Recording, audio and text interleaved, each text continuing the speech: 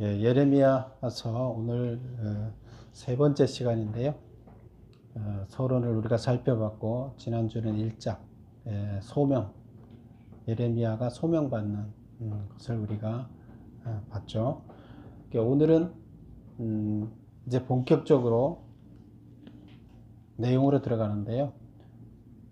예레미야서 내용은 전체적으로 크게 그 서론하고 결론 부분을 빼면 중간에 두 개 부분으로 나눈다 이렇게 얘기를 했어요. 두 개 부분이 뭐냐면 유다의 심판, 이스라엘의 심판에 대해서 다루고 그 다음에 뒤쪽에서는 열방의 심판에 대해서 다루고, 그래서 두 가지 심판에 대한 두 가지 이야기를 하고 있다 이렇게 구조가 간단하다 이렇게 얘기했어요.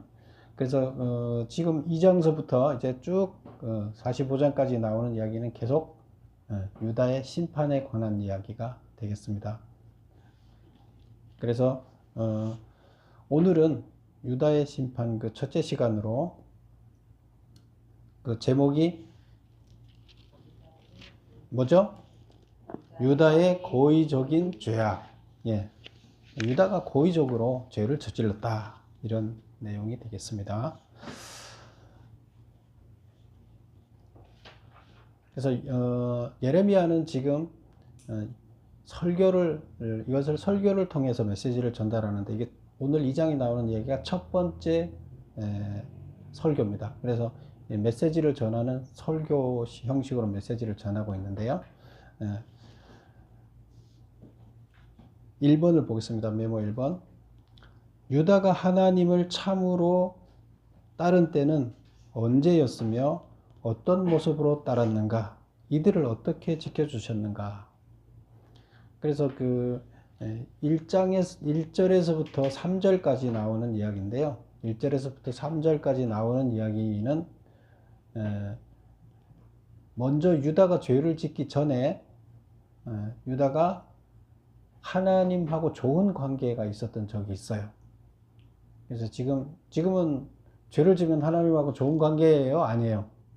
떨어져서 하나님으로부터 멀어져 있는 관계예요, 현재는. 그래서 지금 벌을 받고 있는, 그 징계를 받고 있는 그런 상황이죠. 근데 징계를 받기 전에 좋은 관계에 있었던 때가 있었다는 거예요. 그래서 그때를 회상하는 이야기가 지금 3절까지 나오는 이야기입니다. 잠깐 1절을 한번 볼까요? 여호와의 말씀이 내게 임하느니라 이르시되 가서 예루살렘의 귀에 외칠지니라. 여호와께서 이와 같이 말씀하시기를 내가 너를 위하여 내 청년 때의 인애와 내 신혼 때의 사랑을 기억하노니. 그래서 이스라엘 백성들이 이 하나님과 사귀기 시작했을 때가 신혼 때죠. 그래서 젊었을 때의 인애와 신혼 때의 그 사랑을 기억한다. 그때는 어땠느냐? 너희가 곧 씨 뿌리지 못하는 땅 그 광야에서 나를 따랐다. 씨 뿌리지 못하는 땅이라는 거, 광야는 씨를 뿌리갈 수가 없죠. 메마르니까. 씨 뿌려봐야 씨가 나지 않죠. 물이 없으니까. 그래서 그런 광야에서 생활을 할 때도 너희들이 나를 따랐다는 거예요. 하나님하고 관계가 좋아서 하나님을 잘 따랐다. 마치 신부가 신랑을 따르듯이 잘 따랐다. 그런 얘기예요. 근데 지금은 어떻다는 얘기예요? 지금은 안 따라서 지금 나를 버리고 지금 그 신랑을 버리고 다른 남자한테 가서 사귀고 있다는 거예요. 그래서 벌 받고 있다. 근데 그때는 이런 좋은 시절이 있었다. 이런 얘기를 하는 거죠.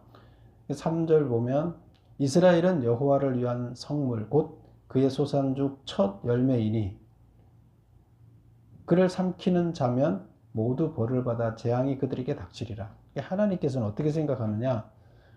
우리 그 보면 소산의 첫물, 그래서 이것을 우리는 만물이라 그렇게 얘기를 했죠. 그래서 그의 하나님의 소산의 첫 열매는 하나님 것이다. 그래서 이것을 훔쳐 먹는 자, 하나님께 드리지 않는 자는 훔치는 자라 그랬잖아요. 그런 자들은 저주를 받을 것이다. 이런 얘기가 이제 앞에 그 율법서에 있었었죠. 근데 그런 내용인데 바로 이스라엘이라는 나라를 하나님이 어떻게 생각하느냐? 첫 소산이라고 생각한다는 거예요. 그러면 하나님 거잖아요. 하나님 건데 다른 나라가 와서 자기네 거라고 삼켜 삼켜버리면 그 나라는 온전하지 못할 것이다. 그렇죠? 하나님 거를 훔쳐 먹었으니까, 이스라엘을 자기 거라고 훔쳐 먹었으니까 하나님이 가만히 두지 않을 것이다. 이제 이런 얘기를. 그래서 이스라엘은 첫 소산이다. 이렇게 얘기를 합니다. 왜? 그 신혼 때의 그런 좋은 관계, 그때를 기억하면서 이렇게 얘기를 하고 있습니다. 그래서 메모 보면 1번에 유다가 하나님을 참으로 따른 때는 언제였으며 어떤 모습으로 따랐는가? 그들을 어떻게 하나님께서는 지켜준다고 했느냐? 1. 광야 40년 광야 시절에 씨 뿌리지 못하는 어려운 환경이었지만 유다는 새 신부가 신랑을 따르듯이 하나님을 잘 따랐다. 이스라엘은 여호와의 성물 곧 그의 소산 중 첫 열매이기 때문에 그를 삼키는 자들은 하나님이 벌을 주고 재앙을 내릴 것이다. 이렇게 얘기를 하십니다. 그래서 좋은 관계였던 때가 있다. 죄를 얘기하기 전에 먼저 이런 관계를 먼저 언급하고 이제 들어갑니다. 그 다음에 이제 두 번째 문제 보면 이스라엘의 조상들이 여호와께 지은 죄악은 뭐냐? 그래서 조상들이 이스라엘의 지금 현재 이스라엘 백성들 말고 현재를 살고 있는 사람들 말고 이미 죽은 조상들이 하나님한테 죄를 졌는데 그럼 어떤 죄를 졌느냐 이 얘기예요. 그게 이제 4절에서부터 8절까지 나오는 이야기입니다. 조상들이 무슨 죄를 졌냐 메모를 볼까요? 여호와를 멀리하고 헛된 것을 따라 헛되이 행함으로써 기름진 땅을 더럽히고 역겹게 만들었다. 그래서 하나님하고 이게 하나님이 신랑이어서 사이가 좋아야 되잖아요. 그런데 하나님을 버렸다는 거예요. 하나님을 버리고 헛된 것을 따랐다. 헛된 것은 이제 우상을 얘기하는 거고, 그 다음에 헛되이 행함으로써 기름진 땅, 이 가나안 땅을 더럽히고 역겹게 만들었다. 이게 그 땅에 사는 사람들이 죄를 짓게 되면 그 땅은 어떻게 돼요? 그 땅도 똑같이 더럽혀지는 거예요. 그래서 더러운 사람이 서 있는 곳은 그 땅 자체가 하나님 보시기에 더러워지는 거예요. 우리 인간들의 생각이 어떠느냐에 따라서 우리 인간이 하나님 뜻에 합당한 생각을 하고 살면 거룩한 생각을 하고 사는 거잖아요. 그러면 그 땅도 거룩해져요. 근데 우리의 생각이 하나님 뜻에 합당하지 않는 자가 더러워진 자죠. 그 자가 서 있는 땅은 더럽다. 그래서 가나안 땅을 너희가 더럽혔다. 이렇게 얘기를 하고 있습니다. 그래서 누가 이렇게 했다고요? 이스라엘의 조상들이. 그래서 현재 이스라엘 백성들 말고 그 선조들이 몇백 년 동안 가나안 땅에 들어와서 이렇게 죄악을 저질렀다. 이런 얘기를 합니다. 그래서 8절에 보면 이제 그런 얘기를 쭉 하면서 8절에 보면 이렇게 나옵니다. 제사장들은 여호와께서 어디 계시냐 말하지 아니하였으며 제사장들이 하나님을 찾아야 되잖아요. 하나님 어디 계시지 열심히 찾아야 되는데 하나님 안 찾았다는 거예요. 그러면 율법을 다루는 자들은 하나님의 율법을 가르치는 자들이잖아요. 레위 지파 사람들이 주일날 와서 예배를 드리고 하나님 말씀을 공부할 때 백성들이 많기 때문에 그걸 누가 다 가르쳐요. 제사장이 다 못 가르치니까 거기 레위인들이 같이 그것을 다 가르쳤어요. 그래서 율법을 다루는 자들은 나를 알지 못하며, 그러니까 하나님을 모르는 자들이 하나님의 율법을 가르칠 수 있어요? 율법이라는 건 하나님 자신이잖아요. 하나님의 성품인데 하나님을 모르는 자가 율법을 가르치니 뭘 제대로 가르치겠어요? 잘못 가르치겠죠. 그 다음에 관리들도 나에게 반역하며 선지자들은 바알의 이름으로 예언하고 무익한 것을 따랐다. 하나님의 말씀을 전하라고 보낸 선지자들이 뭘 했어요? 바알을 예언했다는 거예요. 바알의 말을 가지고 전했다는 거예요. 그러니까 이게 너희 선조들이 이렇게 살아서 이 땅을 다 더럽혔다. 그래서 죄인이 됐고 땅도 다 더럽혀졌다. 그래서 선조들이 이렇게 나를 멀리 떠났다. 너희 조상들이. 이제 그 얘기를 하고, 그럼 뭐 지금 현재 살고 있는 사람들은 갑자기 선조들이 이렇게 살았는데 하나님을 잘 섬기겠어요? 지금에 있는 사람들의 죄를 얘기하기 위해서 그게 어디서부터 이렇게 삐뚤어졌느냐? 너희 조상 때부터 조상들이 나를 잘 찾지 않았기 때문에 그렇게 됐다 하는 얘기를 먼저 하고, 그 다음에 이제 9절부터 13절까지 나오는 이야기가 현재 너희들도 똑같은 죄를 저지르고 있다 하는 얘기를 합니다. 3번 보겠습니다. 메모 3번. 예레미야 당시 유다가 여호와께 지은 죄악은, 현재를 살고 있는 그때 예레미야가 살고 있는 메시지를 전하고 있는 그 당시 유다 백성들은 그럼 무슨 죄를 저질렀느냐? 뭐 조상들하고 비슷한 죄를 저지르겠죠. 1. 유다 백성은 그들의 신인 여호와를 우상과 바꾸었다. 그래서 우상과 바꿨다는 거예요. 그 다음에 두 번째, 생명의 근원되는 웅덩이를 버리고 물을 가두지 못하는 터진 웅덩이를 스스로 팠다. 그래서 9절을 한번 볼까요? 이렇게 설명을 하고 있습니다. 그러므로 내가 다시 싸우고 너희 자손들과 싸우리라. 여호와의 말씀이니라. 10절, 너희는 기띔 섬에 건너가 보며, 이 기띔 섬이라는 것은 그 지중해에 있는 섬을 얘기해요. 지중해에 있는 구브로 섬을 얘기하는데, 그래서 이스라엘 서쪽 끝을 얘기해요. 이스라엘 서쪽 끝 섬에 가봐라. 또 게달에도 사람을 보내봐라. 게달은 어디나 하면 동쪽 끝, 아라비아 쪽을 얘기해요. 그래서 이스라엘의 서쪽 끝과 동쪽 끝을 다 가봐라, 이런 얘기예요.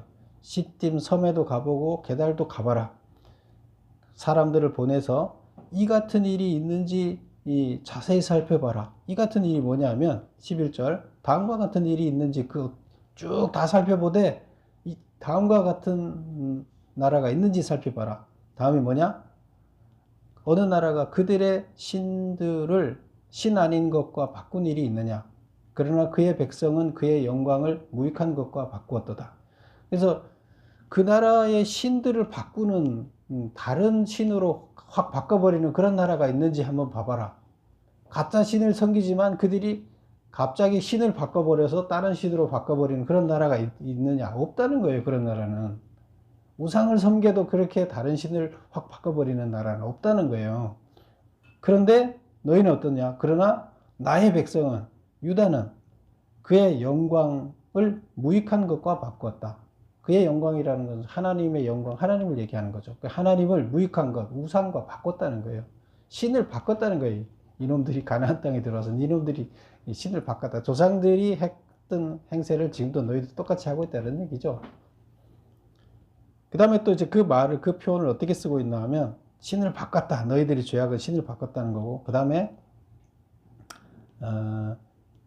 12절, 너 하늘아 이 일로 말미암아 놀랄지어다. 심히 떨지어다. 두려워할지어다. 여호와의 말씀입니다. 이 신을 바꾸는 이런 행태를 보고 놀라지 않을 수가 없죠. 하늘에다가 고발하면서 이 이스라엘 백성이 신을 바꿨어. 이 나쁜 놈들이야. 이렇게 이제 평가를 좀 해줘. 재판을 좀 해줘. 이제 이런 얘기를 있고요. 13절, 내 백성이 두 가지 악을 행하였나니 곧 그들의 생수의 근원되는 나를 버린 것과 스월로 웅덩이를 판 것인데 그것은 그 물을 가두지 못할 터진 웅덩이 되리니라. 그래서 이게 뭐예요? 생수의 근원, 우리가 물을 먹지 못하면 죽잖아요. 뭐 식물이든 사람이든 물이 없으면 죽잖아요. 우리 몸도 70%가 그 물로 차 있고, 온 인류도 지금 지구도 다 70%가 물로 차 있다고 그러잖아요. 그런데 물이 없으면 죽어요. 근데 여기 보면 물이 나오는 근원인 그 샘물이 있는데, 그 생수의 근원이 나오는 그 웅덩이를 버리고 물이 안 나오는, 물이 고여있는데 터져 있어서 물이 다 흘러나가고 새나가고 없어지는, 물이 채워지지도 않고 나오지도 않고 고이려고 하면 다 흘러나가는 그런 웅덩이라는 거예요. 그러면 그 웅덩이로서 살 수 있어요? 못 살아요. 그런데 그런 가짜 웅덩이를 선택을 했다는 거예요. 진짜 웅덩이는 버리고 안 쓰고 가짜 웅덩이를 선택했다. 진짜 웅덩이는 누구예요? 하나님을 얘기하는 거죠. 하나님을 버리고 생명수잖아요. 하나님은 생명이잖아요. 진짜 웅덩이를 버리고 가짜 우상을 선택했다. 그래서 우물을 예를 들어서 이렇게 신을 바꾼 것을 이렇게 다시 한번 설명을 하고 있습니다. 그래서 조상들이 잘못은 하나님을 우리를 멀리 떠나서 전혀 하나님에 대해서 모르고 이 우상을 섬기며 살아가고 있다. 근데 그것을 현재 너희도 똑같이 사는데 신을 바꿔버렸다, 웅덩이를 바꿔버렸다, 이렇게 설명을 하고 있는 거죠. 그래서 조상들이나 너나 다 나를 버리고 우상을 섬기고 있다. 이게 이스라엘의 가장 큰 죄다. 이렇게 얘기를 하고 있습니다.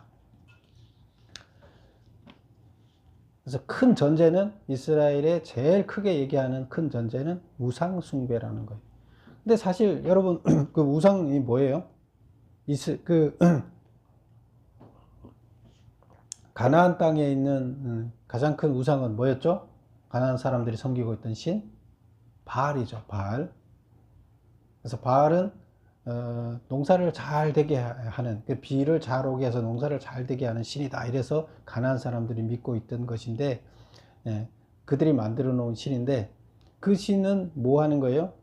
농사를 잘 짓게 하기 위해서는 신이 비를 내려야 되잖아요. 바알 신이 비를 내려야 되는데, 그 바알 신은 어떻게 비를 내린다고 생각을 했어요? 가나안 백성들은. 그 바알 신은 이스라엘 이 땅에 있는 백성들이, 그 비가 뭐냐 하면 이 땅에 있는 백성들이 어떤 성적인 교합을 하는 걸 보고 신들이 흥분해서 성적인 교합을 해서 거기서 나오는 분비물이 비다, 이렇게 생각을 했어요. 그렇게 해서 결국 신이 비를 내리게 하려면 자기들이 뭘 해야 되나 하면 성적인 교합을 해야 된다. 그래서 하나님한테 제사를 드리듯이 지대가 그 우상을 섬기는 제사를 드릴 때 성적인 교합으로 그 예배에 장식을 하는 거예요. 마지막 장식을 하는 거예요. 대미를. 그러면 하나님이 제일 싫어하는 게 바로 그거죠. 이것은 완전히 타락의 극상이잖아요. 근데 이걸 누가 만들어 놓은 거예요? 인간들이 만들어 놓은 거예요. 어떤 인간들이? 지배자들이 자기들의 욕심을 충족시키기 위해서 만들어 놓은 거예요. 물질도 뺏고 성도 뺏고 자기 하고 싶은 대로 다 하는 거예요. 그러려고 바알이라는 우상을 만들어 놓은 거예요. 근데 그거를 가서 자기들의 욕망을 충족할 수 있는 좋은 기회다 그러고 가서 그거를 따르는 거예요. 그 가나안의 문화를. 근데 거기 들어갈 때는 그 문화를 따르지 말라고, 그들의 문화를 하나님 문화로 바꾸라고 들어보냈더니 이들이 지금 그 문화에 접어들어서 똑같이 그렇게 살고 있는 거예요. 그러면 원래 거기 가나안 땅에 있는 사람들을 바꾸기 위해서 이들을 들여보냈는데 이들을 그냥 둘 수가 있어요? 둘 수 없는 거죠. 그러면 당연히 이들은 어떻게 해야 돼요? 쫓겨나야죠. 징계를 받아야 되고. 그러니까 하나님은 어떻게 하든 징계를 해서 그들을 다시 회복시켜서 다시 써먹기를 바라고 계속 징계를 하시는 거죠. 그래서 가장 큰 죄가 이거예요. 그 죄를 없애기 위해서 들어보냈더니 그들이 똑같이 됐어요. 그러니까 이건 그냥 두고 볼 수가 없죠. 하나님인데. 그래서 이것을 제일 먼저 이렇게 얘기를 하고 있다. 그 다음 보겠습니다. 5번인가요? 4번. 예레미야는 언약 백성인 이스라엘이 왜 현재와 같은 비극을 맞이하게 되었다고 했는가? 그 비극은 무엇인가?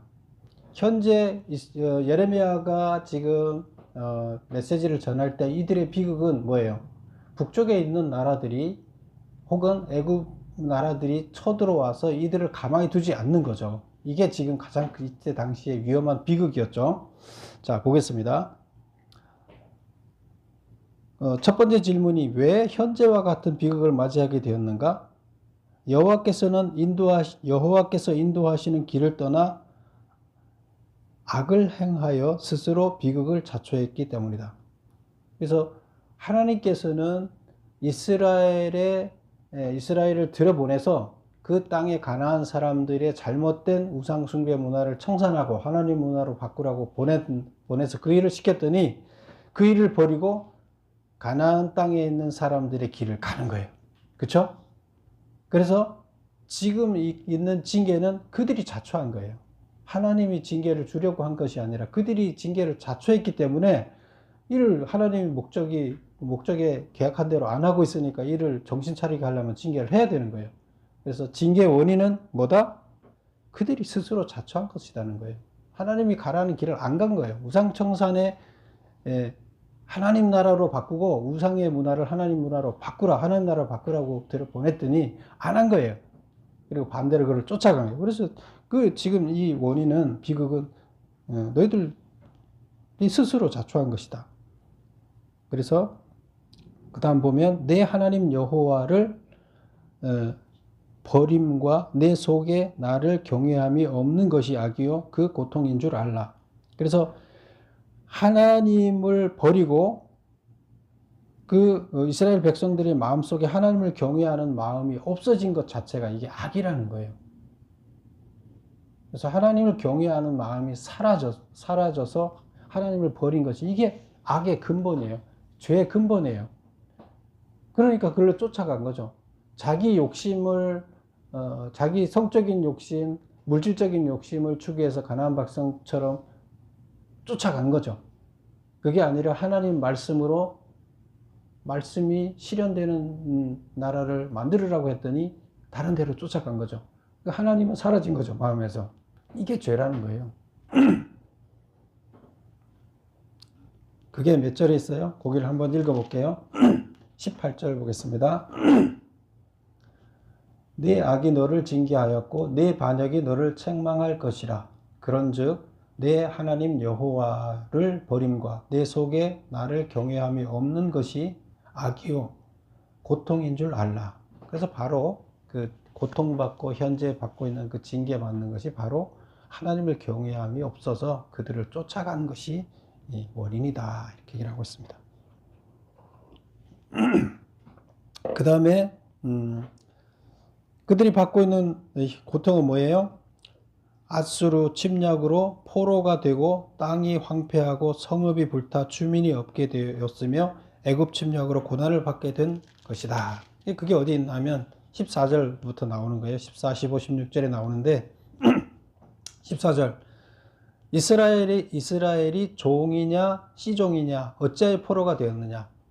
이스라엘 백성들이 하나님과 언약한 백성인데 어떻게 하다가 이렇게 포로가 됐느냐, 이 질문을 먼저 던지는 거예요. 그런데 그 질문할 때 이스라엘 백성이 종이냐 시종이냐 이렇게 묻고 있어요. 이 종은 뭐예요? 태어날 때부터 종이었던, 부모가 종이어서 자식이 종이 된 사람은 시종이에요. 그렇게 시종이라 그래요. 그런데 부모는 종이 아닌데 자기가 지금 먹고 살지 못해서 스스로 종이 되는 사람들, 남 종살이 들어가는 거죠. 그 다음에 뭐 여러 가지 이유 때문에 종이 되는 것, 잘못을 저질러서 종이 되거나 이런 사람들은 그냥 종이에요. 그래서 종이냐? 아니다는 거예요. 이스라엘 백성 원래 종이 아니라는 거예요. 왜? 하나님이 다 해방시켜 놨잖아요. 그러면 시종이냐? 시종은 더더욱 아니라는 거예요.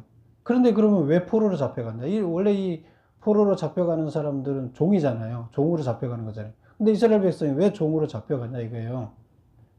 니들이 하나님의 길을 버렸기 때문 아니냐, 이제 이 얘기를 하는 거죠. 그런데 그렇게 해서 종으로 잡혀가서 어떻게 고난을 받고 있느냐. 15절 어린 사자들이 그를 향하여 부르짖으며, 어린 사자들이라는 것은, 사자는 이스라엘을 괴롭히는 나라들을 얘기하는 거고, 그를 향하여 부르짖으며, 이스라엘 향하여 부르짖으며 소리를 질려 그의 땅을 황폐하게 하며, 이스라엘 땅을 황폐하게 하며 그의 성읍들을, 이스라엘 성읍들을 불타서 주민들을 다 죽였다. 이거는 이제 아수르가 이스라엘을 괴롭히는 이런 얘기를 여기에 쓴 거예요. 그 다음에 16절 보면 녹과 다바네스의 자손도 내 정수리를 상하였느니라. 이게 녹은 어디를 얘기하냐면 그 애굽의 남쪽에 있는 도시예요.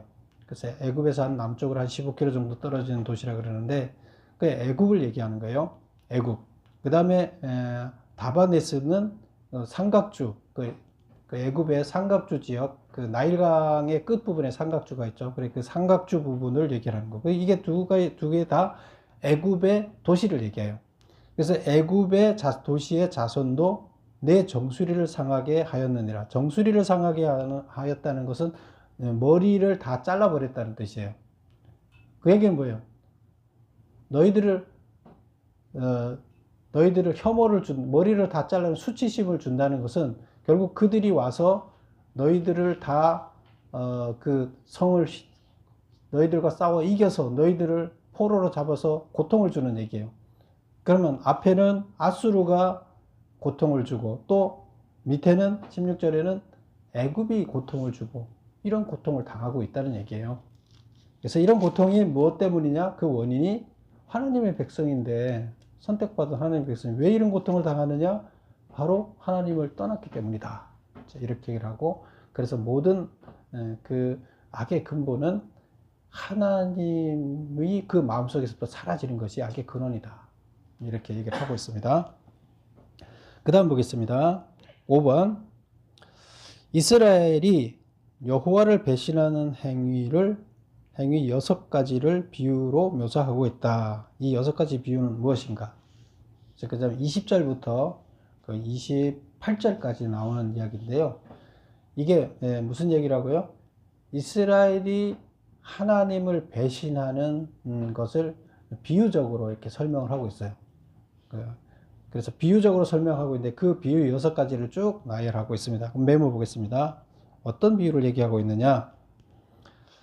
멍에를 꺾고 결박을 끊는 짐승. 그래서 언약 파기에 대한 묘사. 그 소가 멍에를 끌고 가잖아요. 멍에가 뭔지 알죠? 그 밭을 갈기 위해서는 쟁기를 끌어야 되잖아요. 그러면 소하고 쟁기하고 연결해서 소한테 이렇게 목에다가 쟁기를 딱 매게끔 해서 목에다가 걸면 소가 가면 쟁기가 가면서 밭이 갈리는 거예요. 그래서 그거를 멍에라고 얘기하는데요. 그 멍에는 무겁죠. 땅을 파고 끌고 가야 되니까 멍에가 무겁잖아요. 그래서 근데 소가 밭 갈기 싫다고 멍에를 꺾는 거예요. 그 다음에 그 멍에로 자기 몸에 이렇게 결박을 했는데 그것을 끊는 거예요. 그러면 소가 자기 역할을 하는 거예요. 소는 밭 갈라고 지금 소를 키워서 했더니 소가 자기 멍에 꺾어버리고 나 밭 안 갈겠다고 하는 거예요. 지금 이스라엘 백성이 바로 이렇게 하고 있다는 거예요.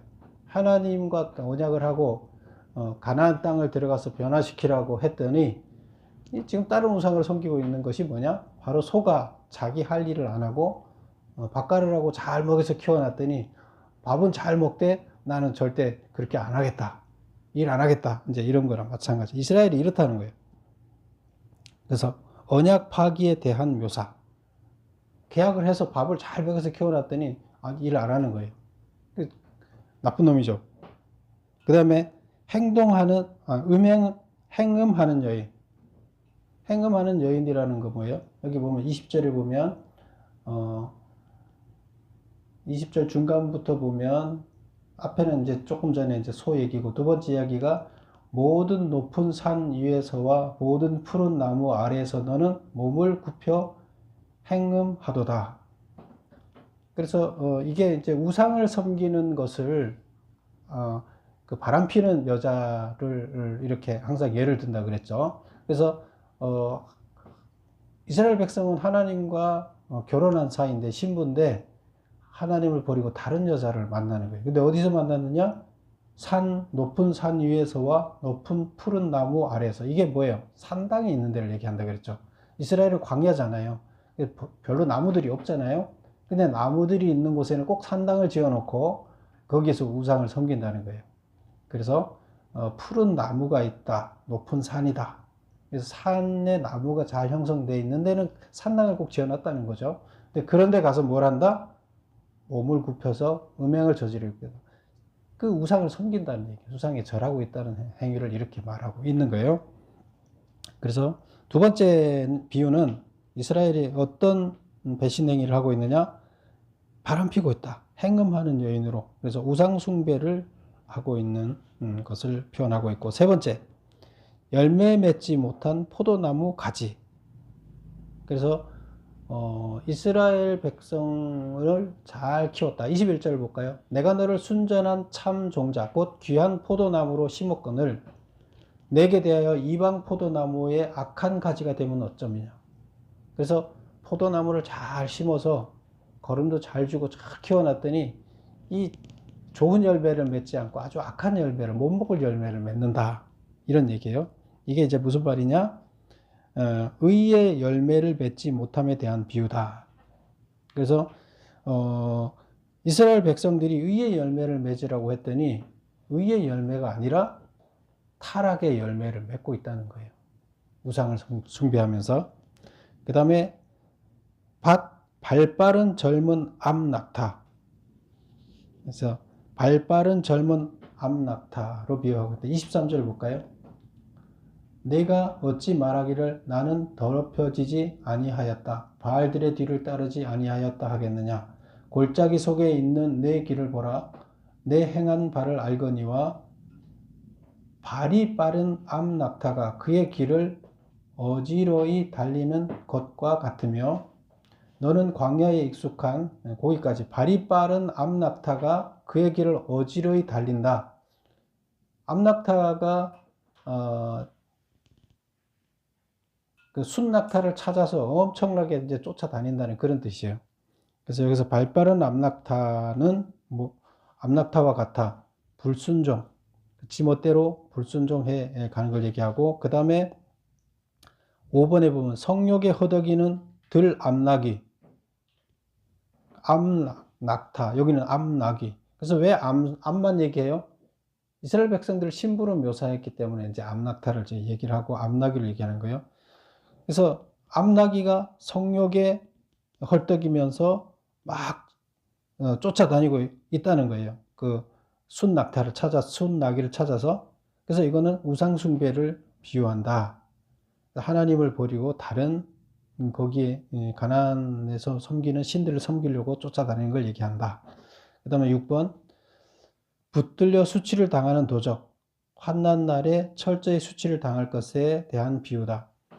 그래서 도적질을 하다가 수치를 당하는 이스라엘 모습과 같아. 이스라엘 백성이. 그것은 환난 날에 철저히 수치를 당할 것이다. 이제 이런 이야기입니다. 그래서 이런 모습으로 6가지 비유를 들으면서 이스라엘 백성들이 우상을 숭배하고 하나님의 말씀을 따르지 않고 배신하는 이런 것을 표현을 해서 여러 가지 다양하게 표현을 하고 있다. 그래서 이스라엘 백성들이 여러 가지로 죄악을 저지르고 있음을 고백을, 이렇게 형태를 이야기하고 있습니다. 그 다음에 6번 마지막인데요. 이제 6번은 다음은 유다가 심판을 받을 수밖에 없는 이유다. 그래서 이런 죄를 저지르는데 유다가 심판을 받을 수밖에 없는 이유를 또 이제 설명을 하고 있는데요. 그래서 쭉 설명하는 이야기가 3장 5절까지 나옵니다. 29절부터 3장 5절까지 나오는데요. 그 내용을 이제 메모를 통해서 확인을 해 보겠습니다. 왜 심판을 받을 수밖에 없느냐? 앞에서 이런 죄를 나열했지만 다시 한번 그것을 정리를 하면서 1번 하나님의 징계를 받아들이지 않고 너희 칼이 사나운 사자같이 선지자들을 삼켰느니라. 그러니까 하나님께서 가나안 땅을 하나님 나라로 만들어라. 타락된 문화를 없애고 정결한 문화를 만들어내라 해서 보냈더니 이들이 가서 그걸 안 해서 그들이 타락되니까 같이 이스라엘 백성이 가나안 사람처럼 되니까 하나님이 징계를 줬다 그랬잖아요. 징계를 줄 수밖에 없다. 그런데 하나님의 징계를 거절해요. 안 받아들여요.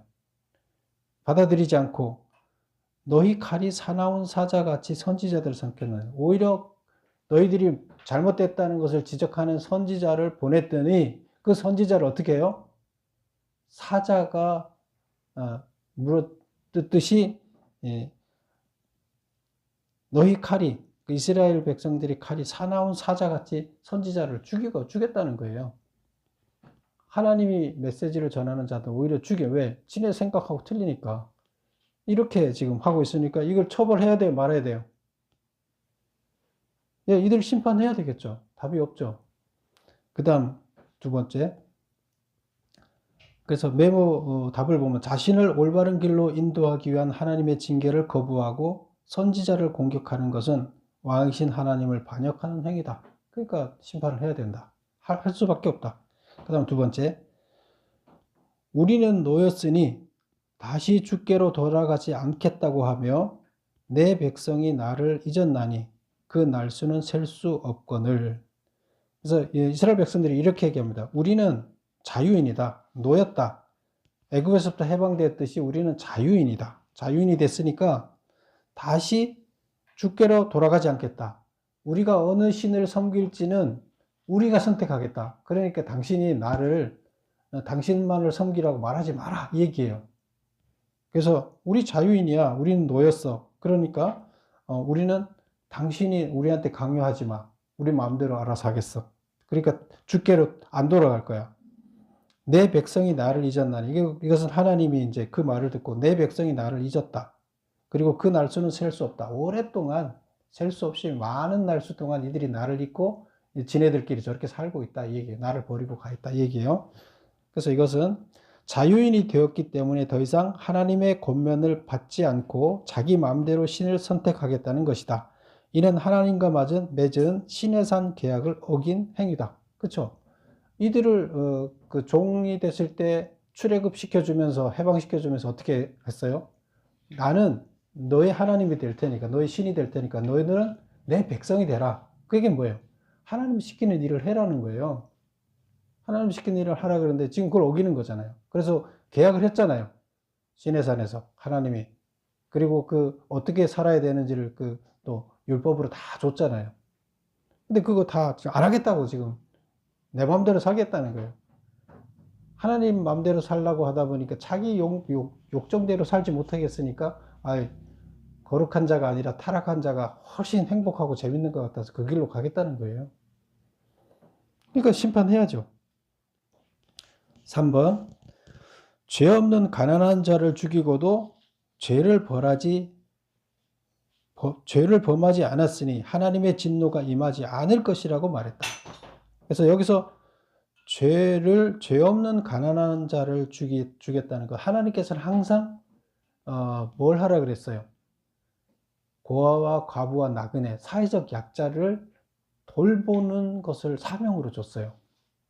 그래서 올바로 살되 사회적 약자들이 똑같이 약자가 아닌 사람과 같이 행복을 누릴 수 있게 만들어라는 것이 이 하나님의 그 종들한테 준 메시지예요. 그들의 책임이에요. 그런데 지금 이들은 뭐 하고 있느냐?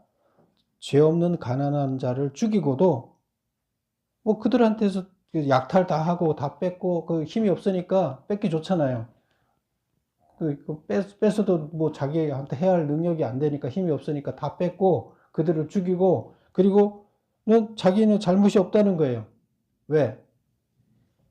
이들이 어떤 생각을 하고 있었나 하면 이들이 올바른 사람들이 아니해서 신이 저주했기 때문에 이렇게 산다는 거예요. 나쁜 놈이라서 뺏어도 상관없다는 거예요. 그리고 잘 사는 사람들, 성공한 사람들은 어떻게 해요? 저 사람들은 뭔가 하나님이 귀중한 자로 인정했기 때문에 선하게 살았기 때문에 하나님 훌륭한 자라고 인정을 해서 복도 줘서 잘 살고 건강하고 장애자도 아니다. 장애자고 가난하고 이 약자들은 하나님이 버린 자다. 그러니까 우리도 버려야 맞다. 하나님 버린 자를 우리가 돌봐주면 하나님 배신하는 것. 이런 사고방식을 가지고 있어요. 이게 누구의 사고방식이에요? 하나님 사고방식이에요? 하나님 법이 아니에요. 그런데 이들이 지도자들이 만들어 놓은 법, 곧 우상을 섬기는 자들이 만들어 놓은 법이에요. 지금 똑같죠. 오늘날 사회도 마찬가지죠. 부자들이 자기네 권력을 유지하기 위해서는 기득권자들은 항상 이런 논리를 쓰는 거예요. 그래서 이들도 어때요? 죄의식이 없어요. 그래서 그러기 때문에 하나님이 진노하지 않는다는 거예요. 자기들 나쁜 짓 안 했다는 거예요. 하나님 버린 자를 자기도 버려야 된다는 거예요. 그래 하나님 뜻이라는 거죠. 이렇게 합리화를 시키고 있어요. 그래서 이것을 메모 보면 사회적 약자를 도우라는 하나님의 율법을 어겼으니 이들은 반드시 재판을 받아 징벌을 받게 될 것이다. 이런 자들을 놔둬야 되느냐? 심판해야 된다는 거죠. 그 다음에 네 번째, 내 길을 바꾸어 아수르와 애굽을 부지런히 돌아다녔으나 내가 그들로 말미암아 형통하지 못하리라. 그쵸? 이쪽 편에 붙었다가 저쪽 편에 붙었다. 하나님 어떻게 하라 그랬어요? 그렇게 하지 말라 그랬죠. 하나님만 의지하고 어려움이 당하면 하나님께 기도하고 하나님 도움을 구해라 그랬는데 자기들이 보니까 하나님은 힘이 없는 것 같고 강한 아수르나 이집트에 붙어서 양쪽에 왔다 갔다 하면서 그 기회를 봐서 살아남으려고 이제 그러는 거죠. 근데 하나님은 그걸 하지 말라 그랬어요. 근데 이들은 지금 계속 그러고 있어요. 메모 보면 하나님만 의지하고 이방 나라에 의지하지 말라고 한 말씀을 어기고 이방 강대국에 의지하였으니 그 죄로 인하여 패망의 심판을 받게 될 것이다. 그러니까 이러니까 하나님 말씀대로 안 사니까 그들은 결국 심판을 받게 되는 것이다. 5번 많은 무리와 행음함으로써 땅을 더럽히고 단비와 늦은 비를 멈추게 하여 산을 헐벗게 하였음에도 뻔뻔하게 내게 다시 돌아오겠다고 하느냐. 이게 뭔 말이냐 하면 하나님만 섬기라고 그랬더니 자기들이 원하는 우상을 다 섬겨요. 그래서 많은 무리와 행음하였음에도 다른 많은 우상을 섬겼다는 거예요. 가나안 백성들이 섬기는 우상들을 다 섬겼어요. 그러면 그 섬긴다는 게 뭐예요? 그들이 제사의식을 하는 데 가서 즐길 걸 다 즐기고 돌아다녔다는 거예요. 근데 하나님을 섬겨요, 안 섬겨요? 한쪽으로 또 하나님을 섬기는 거예요. 땅을 그렇게 해서 이들이 죄인이 됐기 때문에 이들 때문에 땅이 더럽혀졌어요, 안 더럽혀졌어요? 더럽힌 자가 선 곳의 땅은 더럽혔다 그랬죠. 그래서 이들이 더럽혀졌기 때문에 이들이 서 있는 그 땅도 더럽혀지고 그래서 단비와 늦은 비를 멈추게 했다. 그 더러운 것에 하나님께서는 축복의 비를 안 주신다는 거예요. 그래서 거기가 단비와 늦은 비가 안 내리니까 농사가 되겠어요, 안 되겠어요? 안 된다. 그래서 황폐해진다. 그래서 산을 헐벗게 만들었다. 누가 산을 헐벗게 만드는 거예요, 결국? 이들이 죄를 졌기 때문에 하나님이 단비를 안 내려서 그 땅을 헐벗게 만들었다. 그러고 나서도 뻔뻔하게 하나님한테 무슨 이제 어려움이 당하니까 하나님한테 다시 돌아오겠다고 지금 하다 안 되면 하나님한테 고난을 당하다가 지금 패망하기 직전에 놓이면 어떻게 얘기해요? 나 당신 믿을 테니까 당신은 나 버리지 않을 거 아닙니까? 하나님이기 때문에 나는 당신 자식이고 당신 신부인데 나를 버리겠습니까? 인내하신 하나님. 이렇게 하나님이 찾아온다는 거예요. 그래서 메모 보겠습니다. 하나님을 배반하고 우상 숭배의 죄를 범하는 자는 반드시 심판을 받을 것이다. 이러고도 심판을 안 받고 뻔뻔하게 다시 하나님께로 돌아오면 괜찮을 거라고 생각하는데 하나님은 죄에 대해서는 어떻게 한다 그랬어요? 죄는 1점이라도 그 죄는 반드시 벌을 받게 만든다. 죄의 대가를 반드시 받게 만드는 것이 하나님의 법이에요. 하나님이 받게 만드니까 하나님의 법이 그렇게 돼 있어요. 하나님은 죄의 벌을 안 주고 싶어요. 근데 하나님은 그 법을 만들어 놨기 때문에 지켜야 할 수밖에 없어요. 그래서 결국에 그 죄를 다 받다 보면 다 죽고 아무도 못 살겠으니까 하나님께 스스로 와서 자기가 인간이 돼서 그 죄의 대가를 받아준 거 아니에요. 살리기 위해서. 그래서 죄에 대해서는 어떠한 이유에든 그 죄의 대가를 반드시 받아야 된다. 심판을 받아야 된다. 이런 얘기.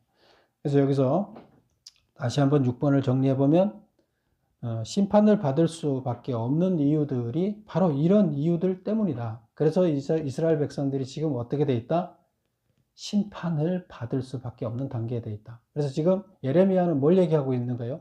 임박한 심판 앞에서 심판을 지금 너희들 심판이 닥쳤어. 그러니까 정신 차려. 돌아서 지금 얘기를 하는 거죠. 이 메시지를 전하면서. 심판받을 수밖에 없는 상황이고 너희 무슨 죄를 져서 이렇게 심판받을 수밖에 없어. 그러니까 너 정신 차리고 돌아서. 메시지를 전하는 것은 심판을 줄이고 어떻게 하든 회개해서 남은 자가 되게 하기 위한 거잖아요. 그래서 그 메시지를 전함으로 인해서 회개하는 자를 만들어내기 위해서 메시지를 전하고 있다. 근데 백성들이 들어요, 안 들어요? 안 들어요. 오히려 예레미야를 죽이려고 그러죠, 계속. 그래서 이스라엘 백성들이 스스로 자초한 죄 때문에, 근데 그것도 고의적으로 한 죄 때문에 심판받을 수 없게 됐다 하는 얘기가 오늘 결론이 되겠습니다. 우리도 우리들의 삶을 돌아보고 우리가 심판받을 수밖에 없는 상황으로 우리 자신을 몰고 가며 살고 있지 않은지 돌아보시고, 그렇다 그러면 빨리 돌아서야 돼요. 그게 나한테 가장 좋은 길이에요. 기도드리겠습니다. 아버지